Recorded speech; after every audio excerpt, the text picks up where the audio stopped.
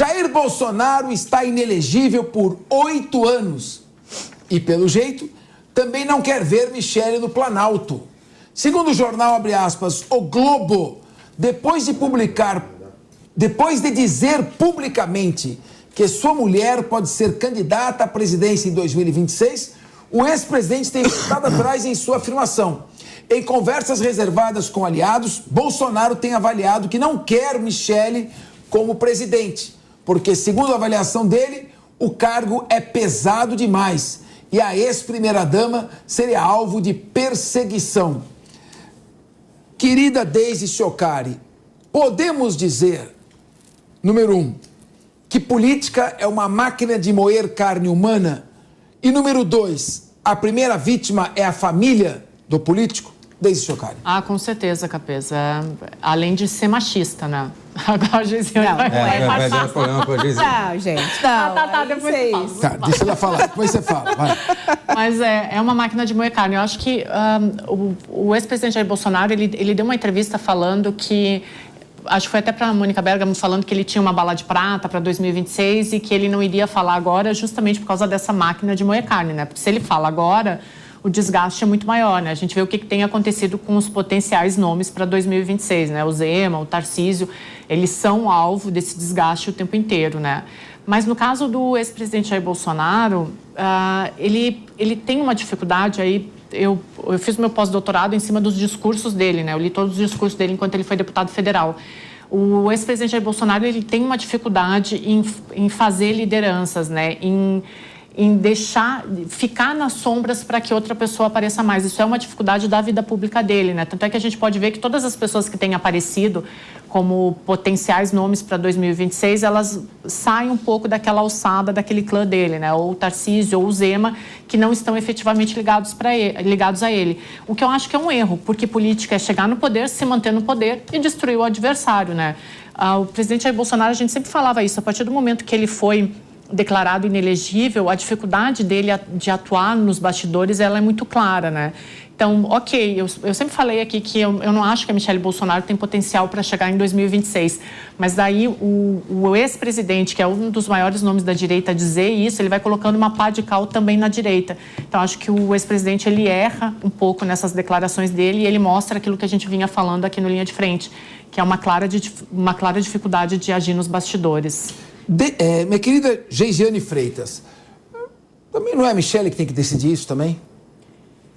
Olha, é engraçado essa situação toda, porque o Bolsonaro, ele ainda é o grande símbolo que consegue mobilizar ali, fazer não uma boa estratégia, mas consegue mobilizar nomes em volta de algumas pautas da agenda cultural, né? Então ele consegue fazer uma mobilização pró-família, pró-cristianismo, ele tem esse poder simbólico nas mãos. A grande questão é que ele não sabe o que fazer com esse poder. Eu costumeiramente falo isso, inclusive a base mais fervorosa do Bolsonaro fica um pouco brava comigo também, costumeiramente, quando eu falo a respeito disso, mas o que eu sempre enxergo nos passos do Bolsonaro é uma falta de estratégia, uma falta de um objetivo claro, um plano traçado em relação ao que ele pretende fazer enquanto político mesmo, né? Com a carreira política, ainda mais agora que ele está inelegível, e olhando o cenário panorâmico, assim, quais são os pontos da direita no Brasil, quais são os pontos que ele vai defender, o que ele vai apoiar. Eu enxergo uma grandíssima ausência de estratégia em relação a isso e tudo muito nebuloso, muito confuso. Eu acho o bastidor extremamente ruim do Bolsonaro. Ele não sabe muito bem, ele está meio perdido, assim, meio... Enfim, eu acho que desde as últimas eleições ele ficou meio perdido, não consegue colocar também, um trem para andar. Cristiano Vilela, vamos dizer que o país está dividido em 3 partes. Uma parte, mais um pouquinho, que é o presidente Lula. A outra parte, menos um pouquinho, não quer o presidente Lula. E uma terceira parte não quer nem o Bolsonaro, nem o presidente Lula. Nesse cenário, existe um vácuo que pode ser preenchido tanto pela esquerda moderada quanto pela direita moderada? E quais seriam nomes que você enxerga nisso? A Michele Bolsonaro seria um nome dentre esses disponíveis? Olha, Capês, eu vejo que nesse contexto de 3 vertentes que você está colocando, eu vejo que esse lado do meio, essa coluna do meio, ela é a menorzinha. Hoje, o Brasil, de uma forma geral, ele está polarizado entre antilulistas e antibolsonaristas, entre um lado versus outro lado e uma coluna do meio que é menorzinha. Eu até gostaria que você tivesse ali um entendimento maior. Eu acho que muitas vezes esse antagonismo ele acaba fazendo mal para o país. Mas esse é o cenário que a gente tem. E com isso eu vejo que para as eleições de 2026, nós teremos um candidato representando a esquerda, representando o governo, que muito provavelmente seja o próprio presidente Lula indo para a reeleição. Nós vamos ter do outro lado um candidato de direita que, se não for Jair Bolsonaro, poderá ser algum dos outros nomes que já vão se colocando, como Zema, como Tarcísio, como outros que já vêm se colocando. Uma coluna do meio, eu acho que para 2026 ainda é muito difícil. Agora, em se tratando de nomes de direita, evidentemente está faltando 3 anos ainda, muita água vai rolar, tem muita coisa para acontecer. Mas eu tenho para mim, muito claramente, que para Jair Bolsonaro, nas noites de sono dele, a hora que ele está refletindo no travesseiro dele, o nome do coração dele é ele próprio. Jair Bolsonaro ser candidato em 2026. Não sendo possível, em ele estando inelegível, não sendo possível, eu vejo que o segundo nome dele é o de Michele Bolsonaro. E declarações como essa ele está fazendo porque ele sabe que o tiroteio em cima de Michele vem pesado. Então, para preservar a Michele, que além de ter o sobrenome Bolsonaro, ela já se mostrou como sendo uma pessoa carismática e que vem a dar uma nova roupagem ao grupo político do presidente Bolsonaro, ele de alguma forma está procurando preservar esse capital político para, quem sabe, tirar esse coelho da cartola em 2026. Meu querido Felipe Monteiro, vamos fazer um exercício aqui de projeções. No campo da esquerda, nós temos o Lula, que se estiver bem, com saúde, tudo indica que será candidato à reeleição. Temos uma segunda opção, o Haddad, que está tendo uma projeção no Ministério da Fazenda. E temos o Alckmin, que agora está compondo essa ala. No outro campo, nós temos o Tarcísio de Freitas, governador de São Paulo, que possivelmente vai tentar uma reeleição antes de se aventurar uma corrida presidencial. O Serra não fez isso e se cerrou. O Zema e a própria Michele Bolsonaro.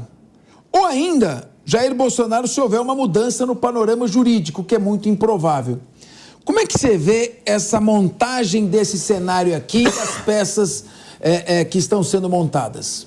Ô Capês, eu sempre achei, e sempre falei isso, que eu acho a polarização uma ficção, né? Recentemente, você é uma pesquisa da Datafolha que fala que 25% da população se considera bolsonarista, 29% se considera lulista, petista, não é? Ou seja, 70% da população não quer nem o Lula e nem o Bolsonaro. E isso se refletiu nas eleições, como você bem falou aqui, né? 1/3 da população votou no Lula, 1/3 no Bolsonaro, 1/3 se absteve, votou nulo ou votou branco. Ou seja, 2/3 não querem Lula e 2/3 não querem Bolsonaro. Por outro lado, quem não estava com Lula nem com Bolsonaro, rodou. Ou seja, não está polarizado em termos, porque não está polarizado no sentido de que há um terço do país está insatisfeito. Tirando. Mas quem não estava com Lula ou Bolsonaro? Rio Grande do Sul e Pernambuco não estavam com Lula e Bolsonaro e ganharam as eleições.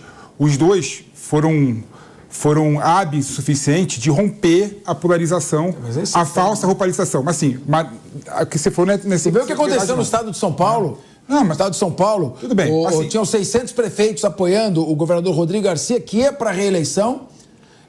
No lançamento da campanha do Rodrigo Garcia, estava lotado já as Ibirapuera. E o Tarcísio só com Bolsonaro apoiando nas redes sociais.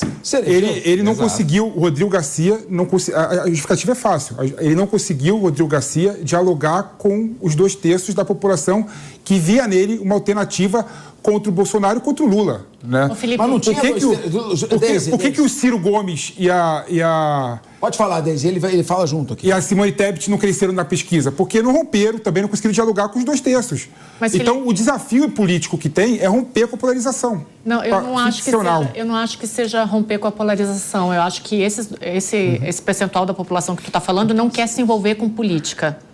Não.